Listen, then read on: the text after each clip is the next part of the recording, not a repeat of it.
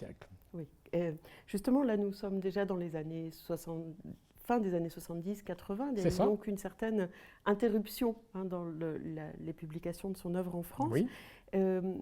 Donoso obtient le prix en Espagne, un prix pour Casa de Campo en 80. Est-ce que vous pensez que c'est ce prix qui est à l'origine d'un regain d'intérêt pour son œuvre en France, ou est-ce que c'est la dimension politique de cette œuvre aussi qui a peut-être suscité un... Bon, le livre est très bien écrit, c'est magnifique, les graminées, le thème de l'anthropophagie qui est assez courant dans l'Amérique latine, puisqu'on le retrouve chez Vargas Llosa. Hein, c'est quand même une fille qui tue sa sœur, qui l'a fait cuire au four, qui dit à son père « Regarde !» et elle ouvre le four et on voit la tête de la fille dans le four, c'est horrible.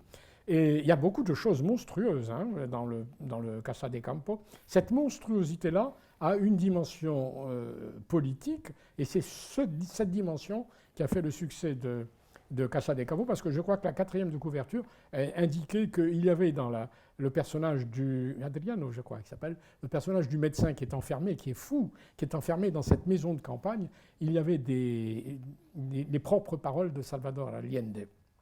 Alors on a dit que c'était Allende qui était là, ce fou prisonnier, et puis la révolte des uniformados, des domestiques, tout ça, on a dit, ben oui, le chef des domestiques, ben oui, c'est Pinochet, etc. On a fait une assimilation rapide, hâtive, qui n'était pas exacte, naturellement pas. Parce que de toute façon, Donoso est un rêveur, c'est un poète, c'est un type il avait un monde fantasmagorique extraordinaire dont il a donné toute la mesure dans El Obsceno Pájaro de la Noche, et qu'on retrouve dans toute son œuvre.